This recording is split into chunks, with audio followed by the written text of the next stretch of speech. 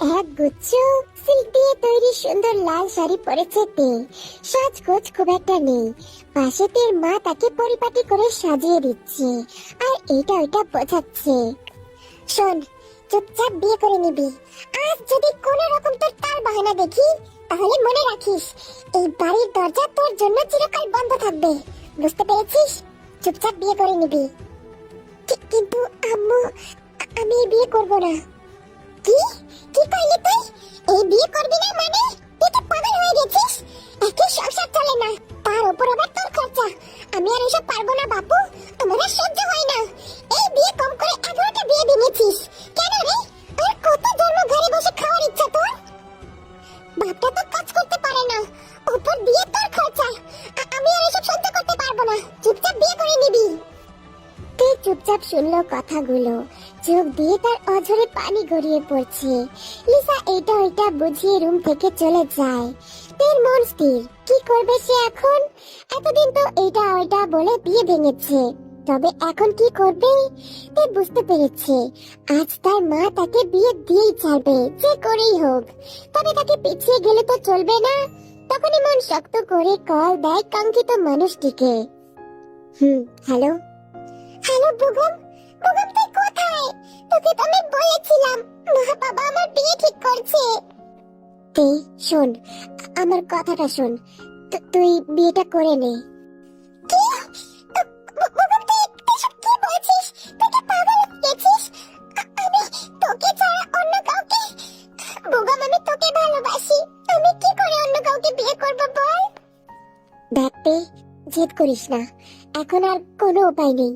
Uncle এসেছিল আমার কাছে আর তিনি বলে গেছেন আমি যেন তোকে ছেড়ে দিই। কিন্তু বগম আমি তোকে ছাড়া। আমি তোকে ভালোবাসি, কিছুতেই তোকে ছাড়া থাকতে পারবো না।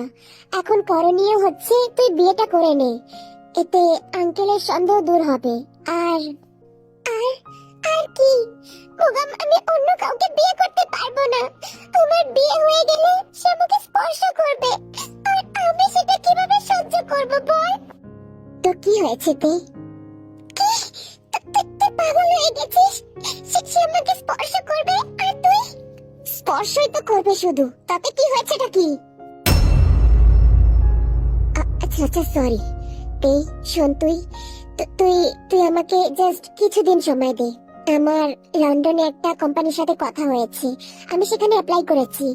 সেখানে চাকরিটা হয়ে গেলে আমি আর তুই পালিয়ে যাব।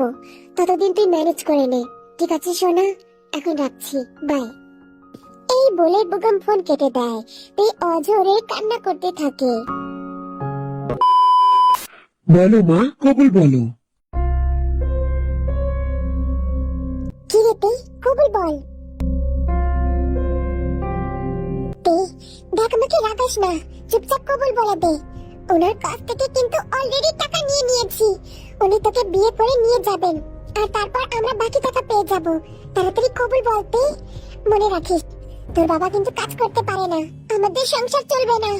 তোকে বিয়ে দিলে তারা আমাকে টাকা দেবে। কবুল বল মা, কবুল বলে দে। এই নিরুপায়, এখানে না তার বাবা তাকে বাঁচাবে আর না তার বেস্ট ফ্রেন্ড বুগম।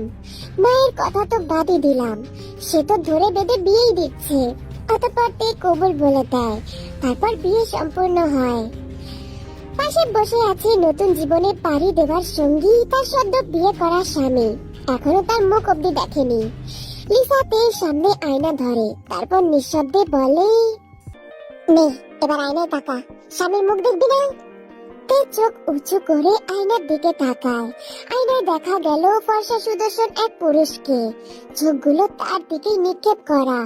মুখটায় কেমন নীরবতা, গাল ভর্তি দাড়ি, যেটা তের একদম পছন্দ হয় না। তের সাথে সাথে চোখ সরিয়ে নেয়। জংকুক পাশে বসে তখন থেকে তেকে দেখে যাচ্ছে। বিয়ের আগে থেকে যখন থেকে তে তার পাশে বসে আছে, তখন থেকেই জংকুক তাকে দেখে যাচ্ছে। তখন থেকে এখনো অবধি তার দিক থেকে চোখ সামান্য পর্যন্ত সরেনি। এই মানুষটা তার রূপে মুগ্ধ। অতঃপর জংকুক তেকে নিয়ে রওনা দেয় তার বাড়ির উদ্দেশ্যে।